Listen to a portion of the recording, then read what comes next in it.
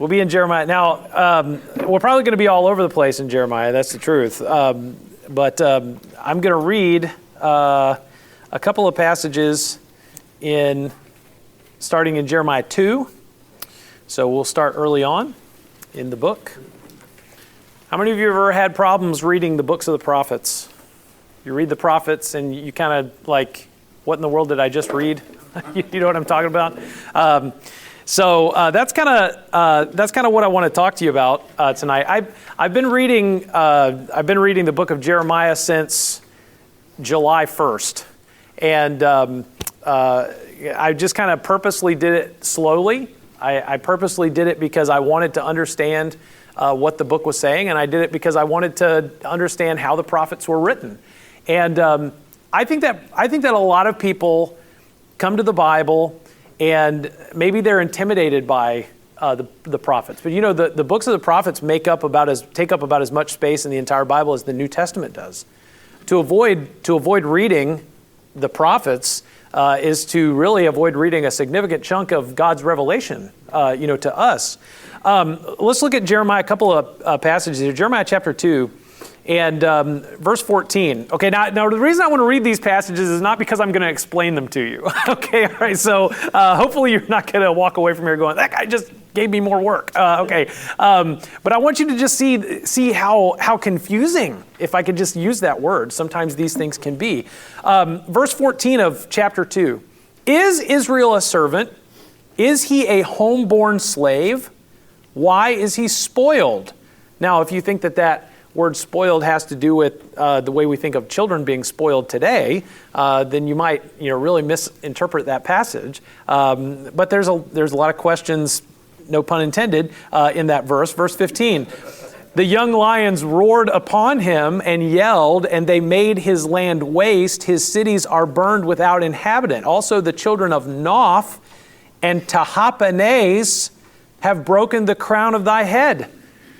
Just an illustration here. We read the prophets. Sometimes we come away, what am I reading? What is this about? What is this saying? Look at chapter 4 and verses 1 through 4. If thou wilt return, O Israel, saith the Lord, return unto me. And if thou wilt put away thine abominations out of thy sight, then shalt thou not remove.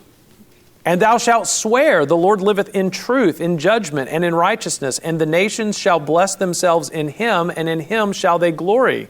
For thus saith the Lord to the men of Judah and Jerusalem, break up your fallow ground, and sow not among thorns.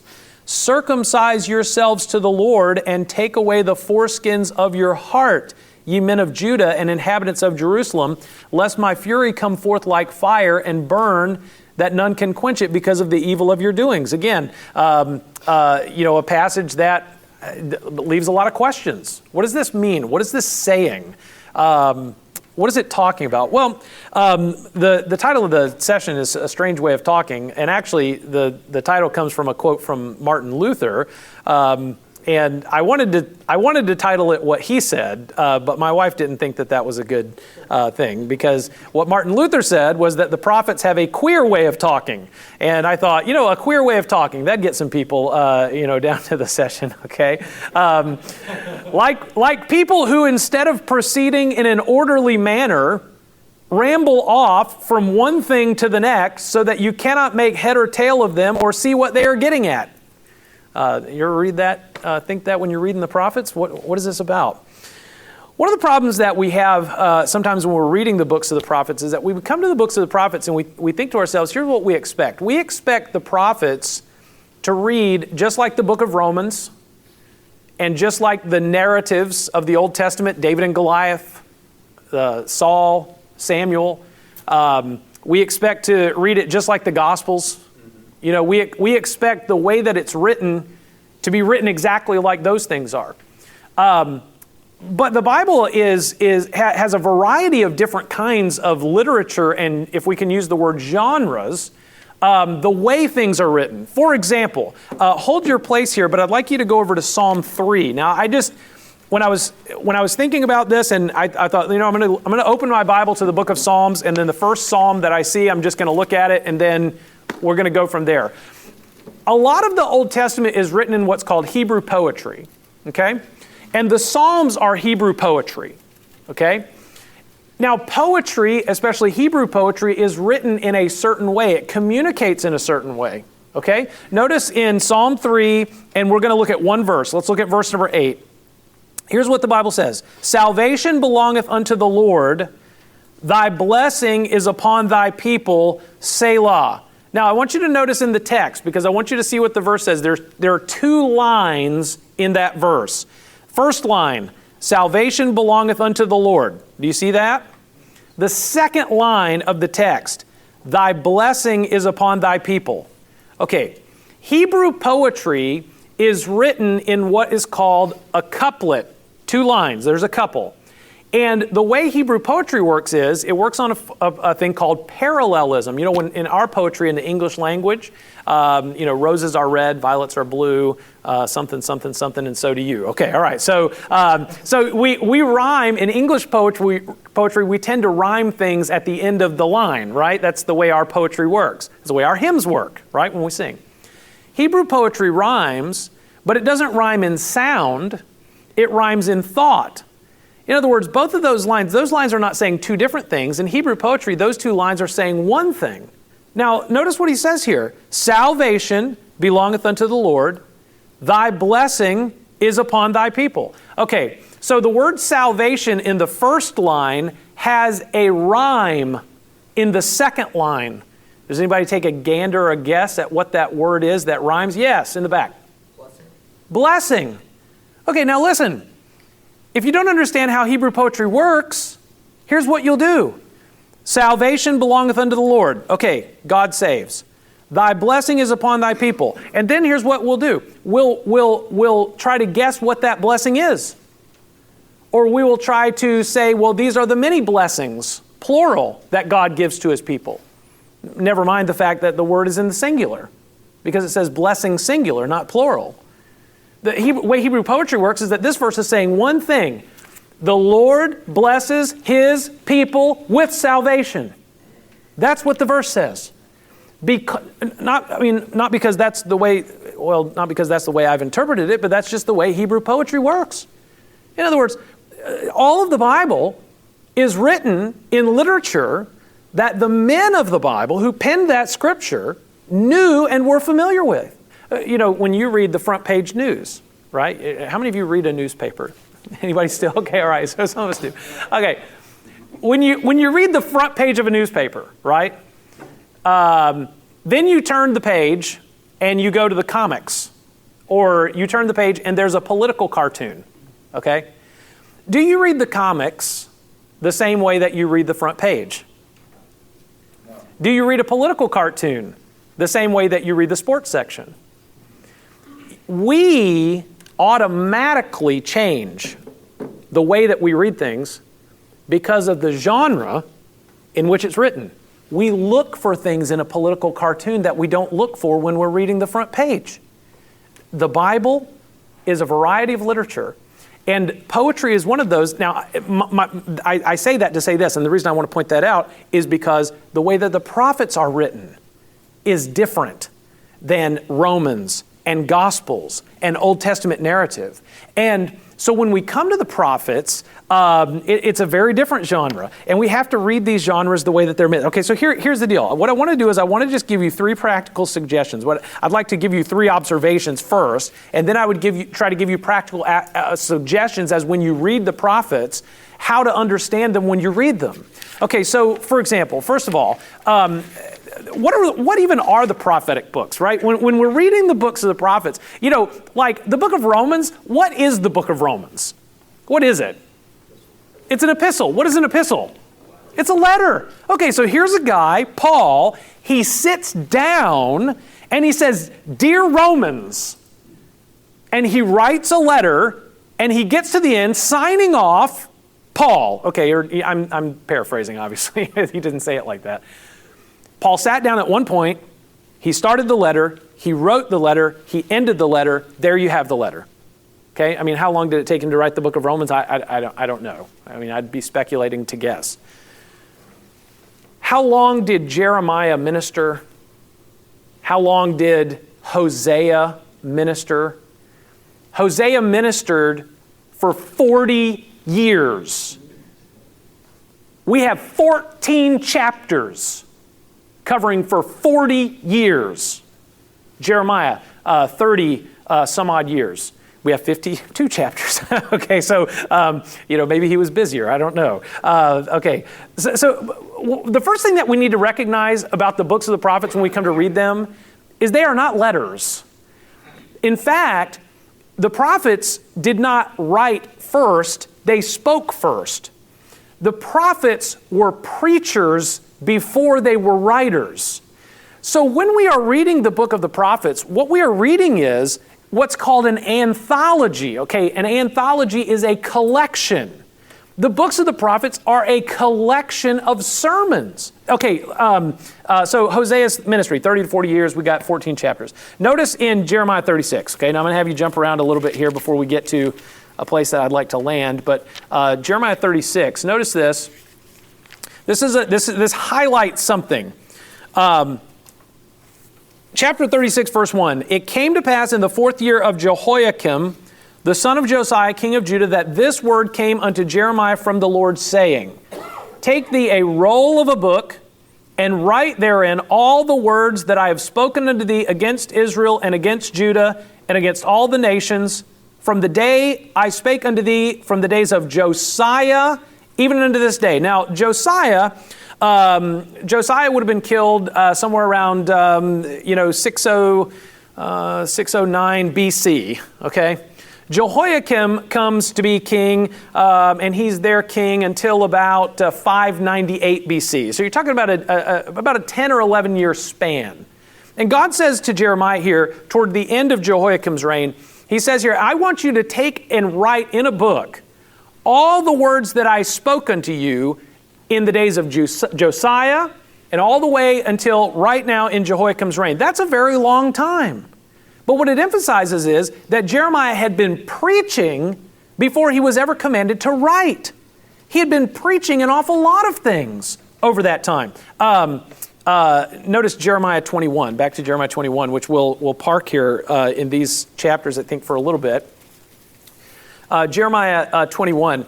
In verse number 1 of Jeremiah 21, this is the word which came unto Jeremiah from the Lord when King Zedekiah. Now, King Zedekiah was king from 597 to 586, okay? And remember, BC, it's working up, okay? Instead of, it's working backwards instead of forward.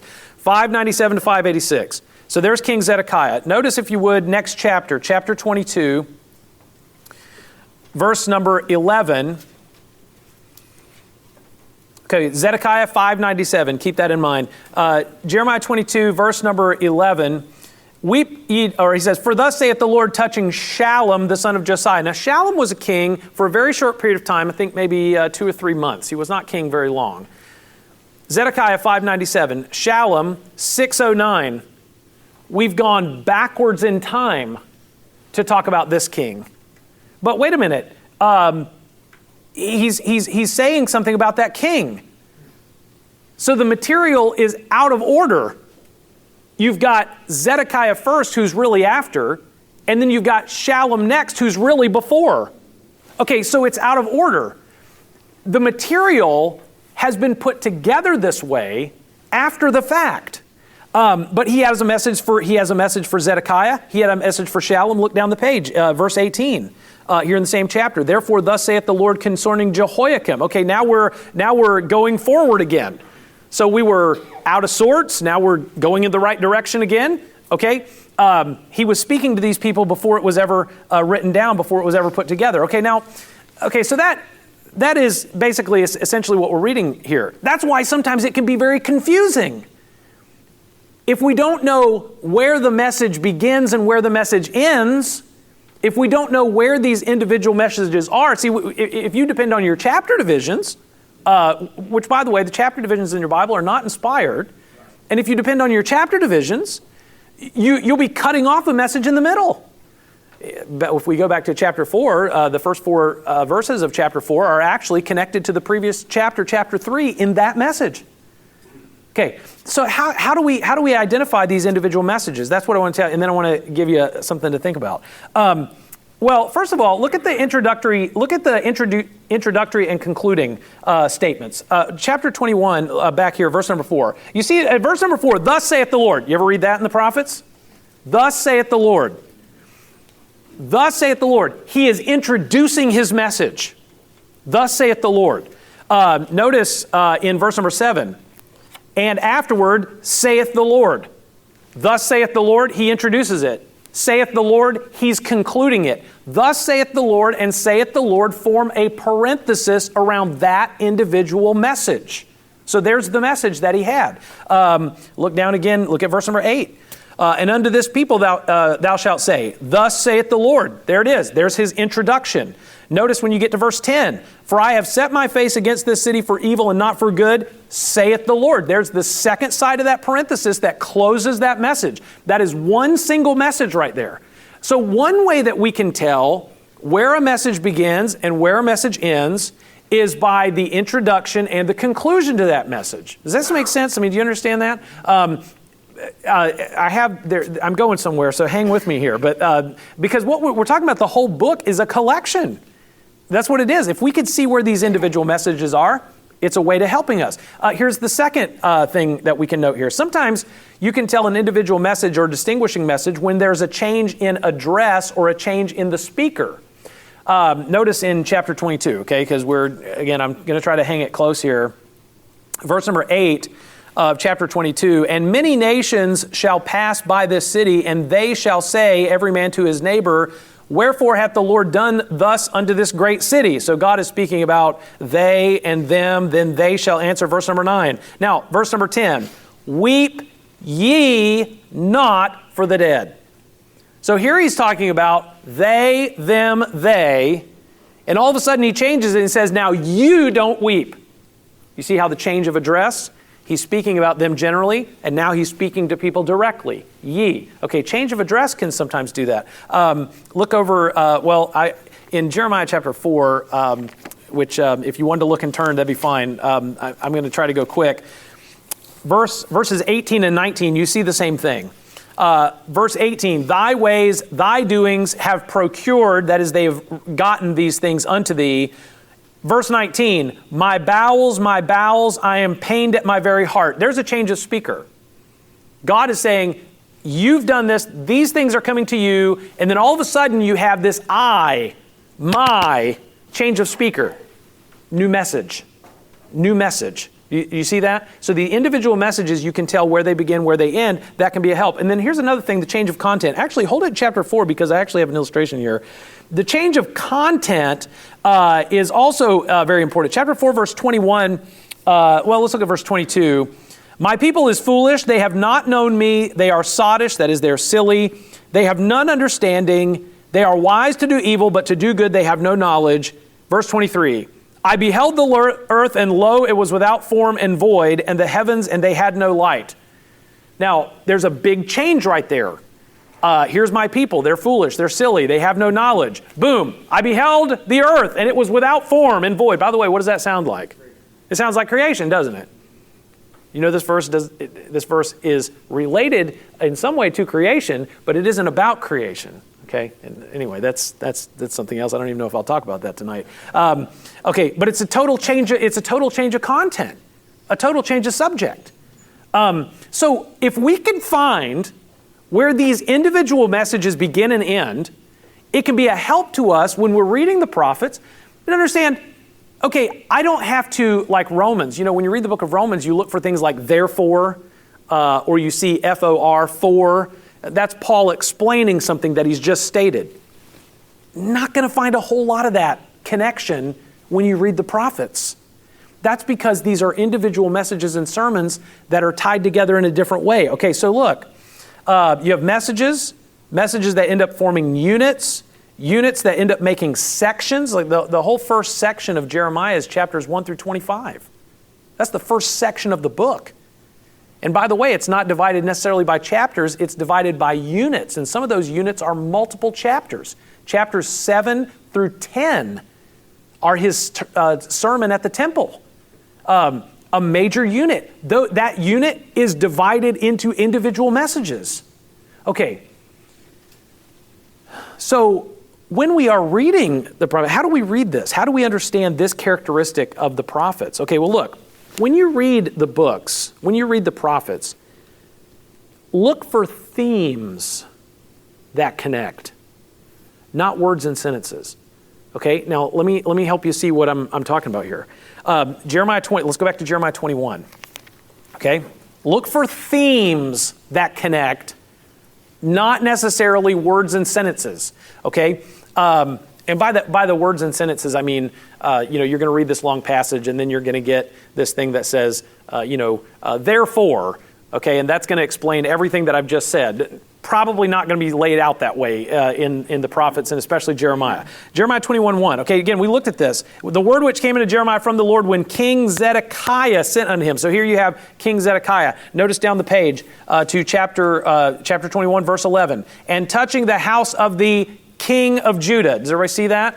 Okay, King Zedekiah, the king of Judah. Notice in chapter 22, verse number 1.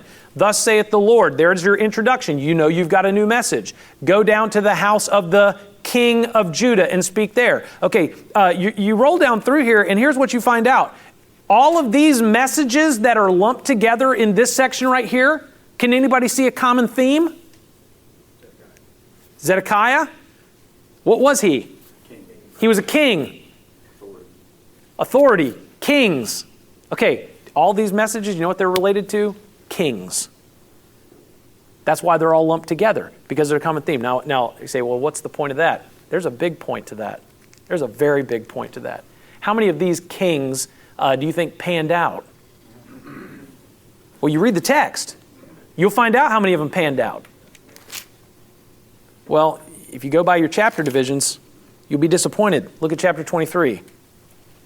Verse number 5. Well, by the way, chapter 23, verse number 1, woe be unto the pastors that destroy and scatter the sheep of my pasture. And that is not talking about pastors in the way that we understand it in the local church today. That's talking about authority, earthly authority, kings. Woe be to those pastors. Why? Because they were supposed to shepherd the people. Verse number 5, behold, the days come, saith the Lord, that I will raise unto David a righteous branch, and a king shall reign and prosper, and shall execute judgment and justice in the earth. He will do something. He will execute judgment and justice, which if you look back in chapter 21 and chapter 2, the kings at that time were not doing.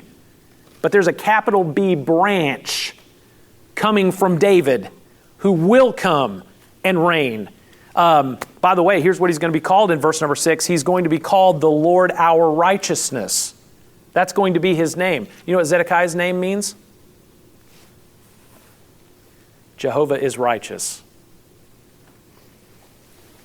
So he's basically said here, every single one of these earthly kings that you had put your confidence in, that you thought would lead you, they failed you, they failed you, they failed you. But there is coming a king who doesn't just wear the name that Jehovah is righteous.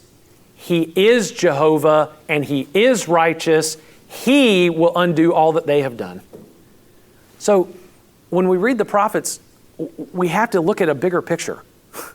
We look for a connection of themes, because what you're reading when you read the book is a collection of sermons.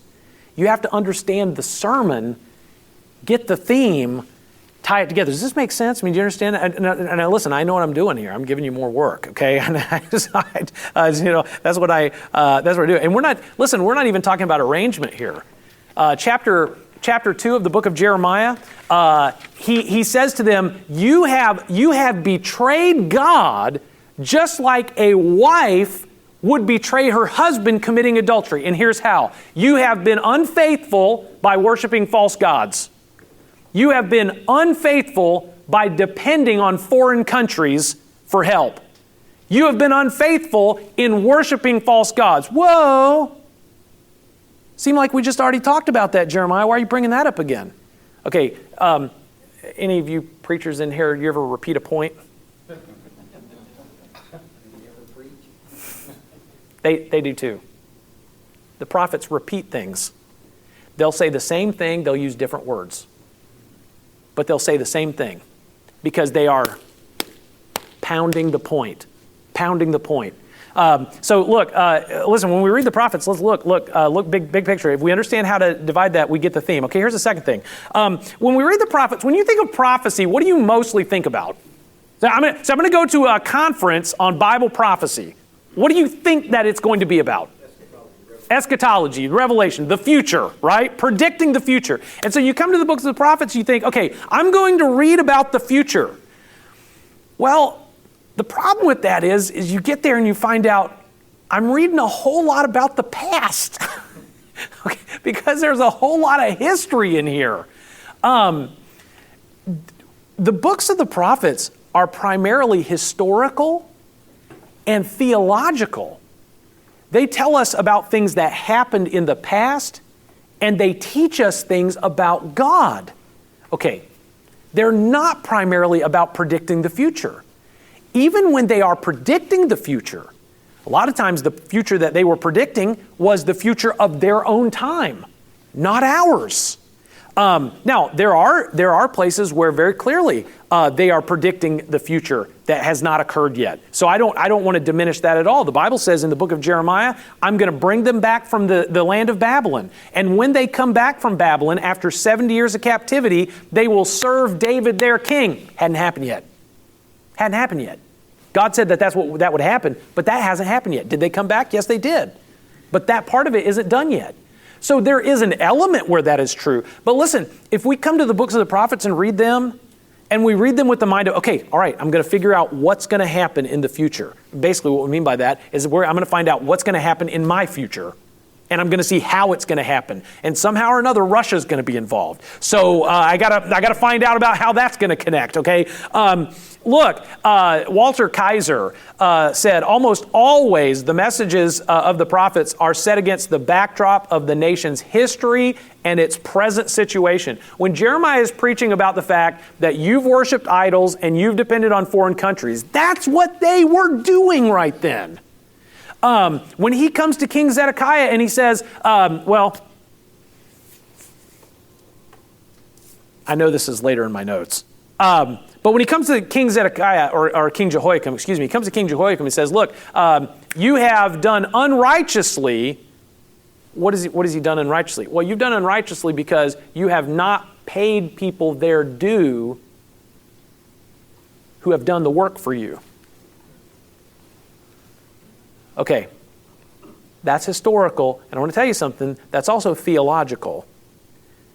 Because if not paying somebody their due was important enough for God to send a prophet to say something about it, then it's important for us to take note of it. So they're primarily about history and theology, not necessarily about the future. Look, I won't turn there. You can write it down. Isaiah 58:1, lift up thy voice like a trumpet and declare unto Israel her sins. Micah chapter 3, verse 8, behold, I am full of the power of the Lord. For what? To declare unto Judah their transgressions and their sins. Primarily the reason why God raised up prophets was so that they could preach to people about what they were doing wrong. And yes, they told them what was going to happen because they were doing wrong. But the sin of the people and the judgment that they were predicting had already been told to them that that's what was going to happen. This isn't something that Jeremiah is making up. These are the words that God gave to Jeremiah to say. But you know what? Jeremiah was not just a God-filled person. He was a Bible-filled person. And when he's preaching in the book of Jeremiah, he is preaching from Deuteronomy chapter 28. Deuteronomy 28 is the backbone of the Old Testament. It is, if you want to know why God dealt with the nation the way he did, you got to know Deuteronomy 28. He dealt with Israel based on that. Everything, Peter Gentry says, in the prophets is based on the covenant made between God and Israel. Now, I've asked a couple of people to read some verses for me. I'm going to read some verses. Actually, I'm going to have you guys read your verses first, and then I'm going to read the passage from Jeremiah that corresponds to it. But I want you to hear the passage from Deuteronomy 28, and then I want you to hear what Jeremiah is saying. Do you understand this? I want you to see the connection here. Note, let's see. Who has Deuteronomy 28, 31, and 33? Is that Pastor? Okay, yeah. Could you read that? Thine ox shall be slain before thine eyes, and thou shalt not eat thereof. Thine ass shall be violently taken away from before thy face, and shall not be restored to thee. Thy sheep shall be given unto thine enemies, and thou shalt have none to rescue them. Verse 33. The fruit of thy land and all thy labors shall a nation which thou knowest not eat up, and thou shalt be only oppressed and crushed alway.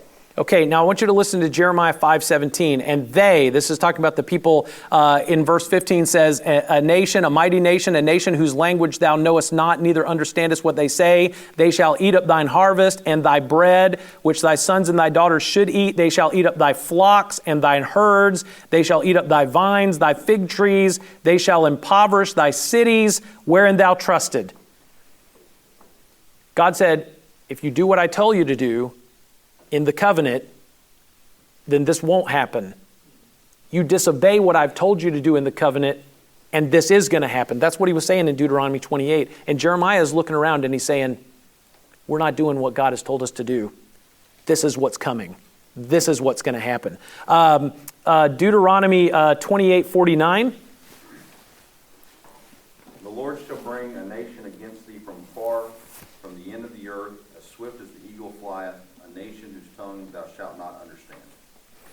Okay, so here it is, verse 15, which we've just read. It is an ancient nation, a nation whose language thou knowest not, neither understandest what they say. Okay, Deuteronomy 28, Jeremiah's preaching that. Let's see, Deuteronomy 28:48. Therefore shalt thou serve thine enemies, which the Lord shall send against thee in hunger, and in thirst, and in nakedness, and in want of all things. And he shall put a yoke of iron upon thy neck, until he have destroyed thee. Yes, and then Jeremiah chapter 5, verse 19 says this, it shall come to pass when ye shall say, wherefore doeth the Lord our God all these things unto us? Why is God doing this to us? Then shalt thou, Jeremiah, answer them, like as ye have forsaken me and served strange gods in your land, so shall ye serve strangers in a land that is not yours. God said, I gave you a covenant. You do what I say, you'll be blessed. You don't do what I say, you'll be cursed. Jeremiah looks around and he says, they're not doing what God said. Here's the curse.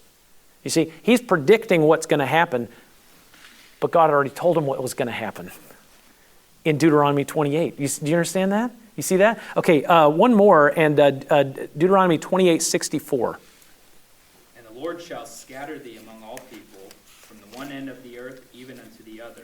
And there thou shalt serve other gods, which neither thou nor thy fathers have known, even wood and stone. Jeremiah 9:16, I will scatter them also among the heathen, whom neither they nor their fathers have known, and I will send a sword after them till I have consumed them. So there he is. Okay, now listen, listen, I've just cherry-picked just a few for us to see. It is all over the book of Jeremiah. And it's not just all over the book of Jeremiah, it's all over every single prophet. Because the prophets were preachers first, then they wrote. And here's what they were preaching. They were preaching the covenant. So look, so I say, I understand that this is historical and theological, not necessarily predicting the future. So how do we read or understand this characteristic? Okay, when we read the prophets, we have to consider what was going on in their history. And here's the other thing. We have to consider what the message is for us today. Look at Jeremiah 22. And listen, the themes of the prophet, the themes that they're talking about, what are they talking about? Sin, judgment, God's faithfulness. Listen, did you know that God is faithful when he blesses? God is also faithful when he judges. God is faithful on both sides of that. How about not just our responsibility to God, how about our responsibility to other people? Because, there's a term that's thrown, there's a phrase that's thrown out there, it is misused and it is abused in our country, and it's called social justice. But God cares about social justice. Do you think God cares about how the poor are treated? Now listen, the way that it's thrown around in our country today by people with a D at the end of their name and who are in Washington, D.C., okay? And it is misused and abused. But God does care how we treat one another. I want to tell you something. You can't be right with God if you're not right with people. That's in the prophets. So here we go. All right, Jeremiah 22, verse 13. And let's look at poetry here, because Hebrew poetry is a part of this text. Woe unto him that buildeth his house by unrighteousness and his chambers by wrong. Okay? How are you doing that? How are you building it by unrighteousness? How are you building it by wrong? Well, the rest of the verse, because of Hebrew poetry, is going to tell you that. That useth his neighbor's service without wages and giveth him not for his work. God says to use someone for labor and to not give them wages is unrighteous. It is wrong. To not give them their due. Okay, so look. Could that apply to you and me today? I mean, this is not, when you look at it in that light, this is not a hard text. When we understand, here's what's going on in history, here's what God intended by that, instead of looking for the future, let's look to the past and let's learn, why did God put this down for us to read today? What's in it for us? What's the message for us today? Okay, here's the third thing, okay? And we alluded to this here, but the books of the prophets are written in poetic style and contain a variety of figures of speech. Now, this verse that we just looked at is poetry. By the way, most of the prophets are poetry. When you read that, you'll see a lot of repetition. And a lot of times to understand what they're saying, just apply the principles of poetry. Here's line 1, here's line 2. What's the connection between those? Because those two lines aren't saying two things, they're just saying one. Just like the verse we said, look, woe unto the person who does unrighteousness by not paying people who work for him. That's exactly what the verse says, but he says it, it's just the way they communicate. We're Western and we are modern. They are Eastern and they are ancient. Reading what listen, you try to explain to somebody who's never seen an Apple computer how it works. You're going to have to be very creative with your language, okay, to do that. So poetry is kind of the biggest thing. But not just poetry. Look at, when we looked at this, look at chapter 23, verse 21. Jeremiah 23 and verse number 21. Now see if you can understand this, because this is written poetic style here. But chapter 23, verse 21, I have not sent these prophets, yet they ran. I have not spoken to them, yet they prophesied. I mean, it's a pretty simple message that God is saying here. He's used two lines to say it, but yeah, they're not of God. I didn't commission them. Period. There it is. And listen, all throughout Jeremiah, all throughout the prophets, you look at this, it's Hebrew poetry. If you understand how to read Hebrew poetry, it's going to open you up to understanding what the prophets are saying a whole lot more. You understand that these are individual messages that are compiled together on a theme. It'll help you so much more identifying those individual messages, asking yourself the question, what's this message about? What's this message about? What's the connection between the two?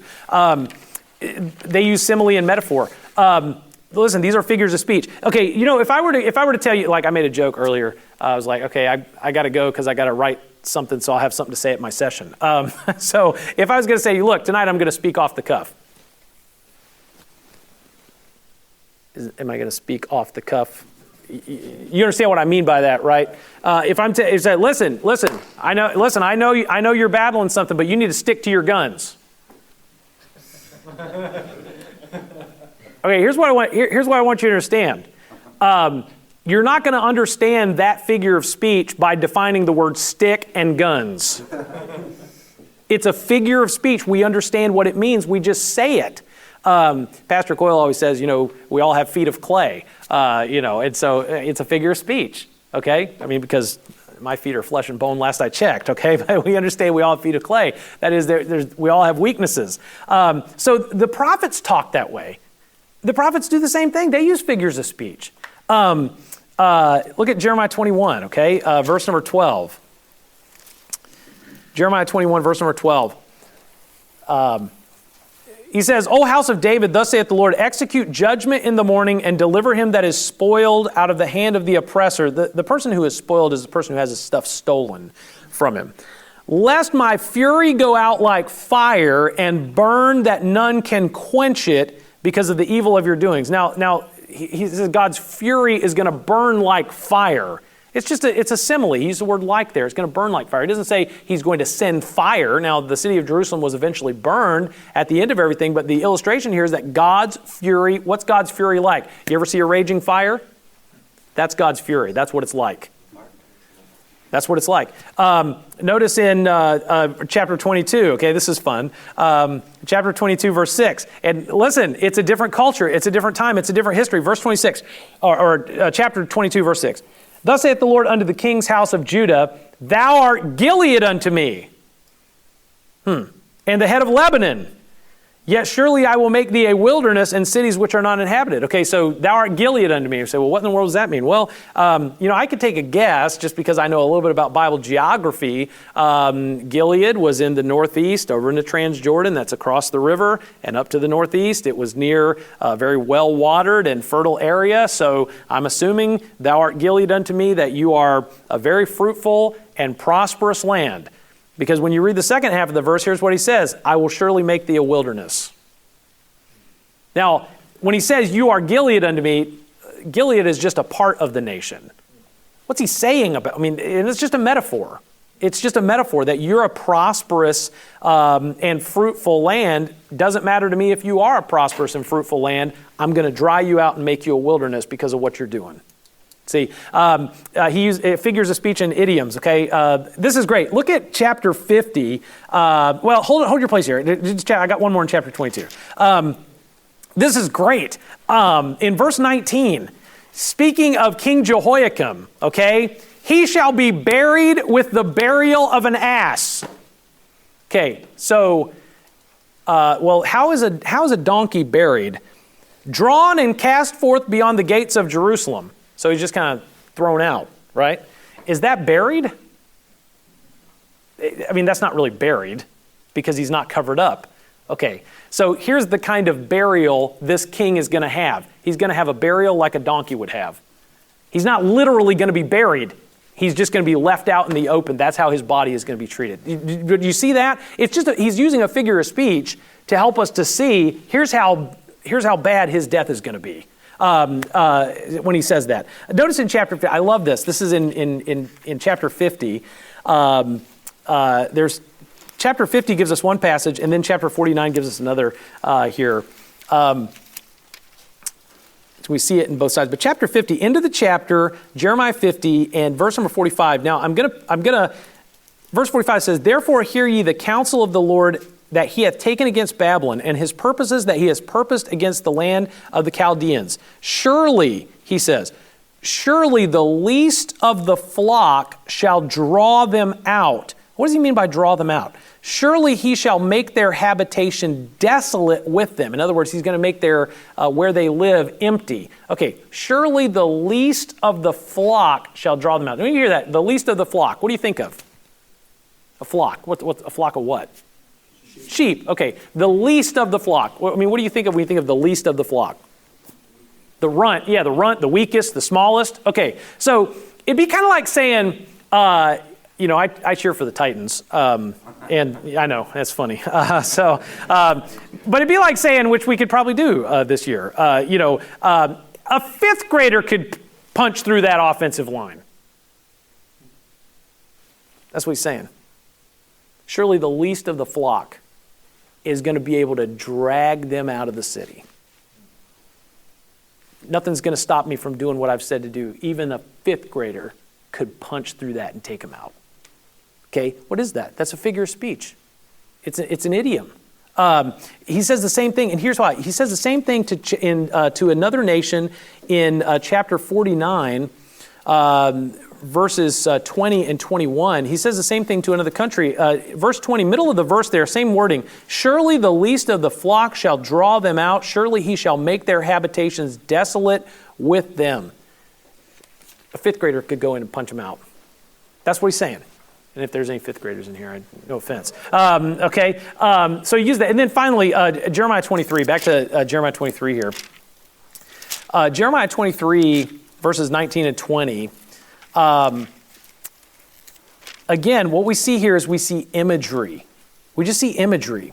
Verse 19, "Behold, a whirlwind of the Lord is gone forth in fury, even a grievous whirlwind.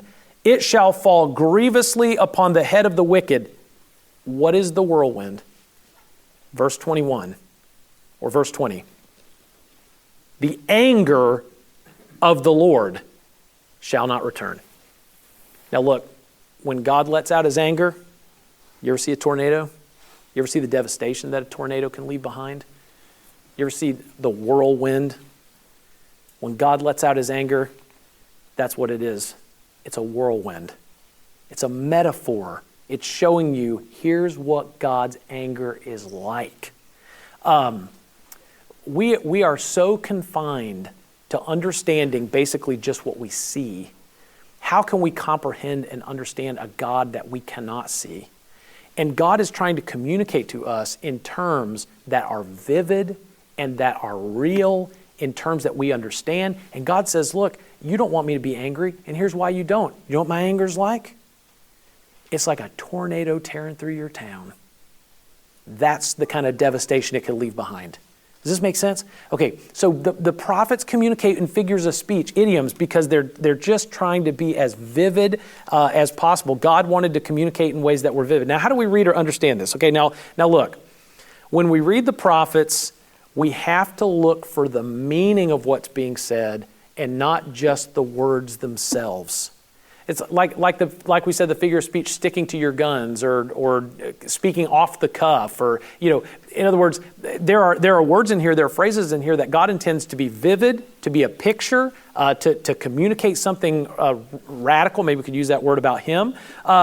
If we get down to parsing just the definitions of individual words, stick and guns, it's never going to help us to really understand what God is saying in that text. Read the whole text. In other words, so I would encourage you to read the whole text, like verses 19 and 20. Behold, a whirlwind. Here it is. What is the whirlwind? The anger of the Lord, verse number 20.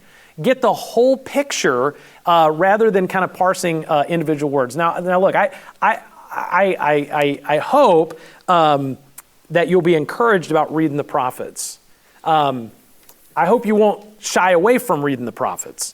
They're a huge portion of the Bible, and a portion that we should know. Now, I will grant you, and I thought about this before I did this session, I understand what I'm doing. I'm giving you more work. I'm giving you more to think about.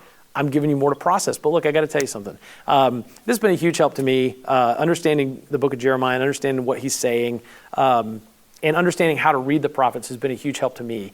If it can encourage other people to come to their Bibles and read their Bibles and read it with understanding, then I feel like maybe it's been a help, okay? And hopefully it has been for you. And hey, for you pastors too, listen, sometimes preaching through the prophets is difficult. I mean, it's hard. We haven't even talked about apocalyptic language, Daniel and, Zechariah and Book of Revelation and things like that. It's a whole other session we could talk about. But I hope that you'll be encouraged in your study of the prophets, to maybe see how that's laid out and maybe be a help to you communicating these truths to your people. So let's pray, and then we'll be dismissed. Pray, and then we'll be dismissed. Pray, and then we'll be dismissed. Pray, and then we'll be dismissed. Pray, and then we'll be dismissed. Pray, and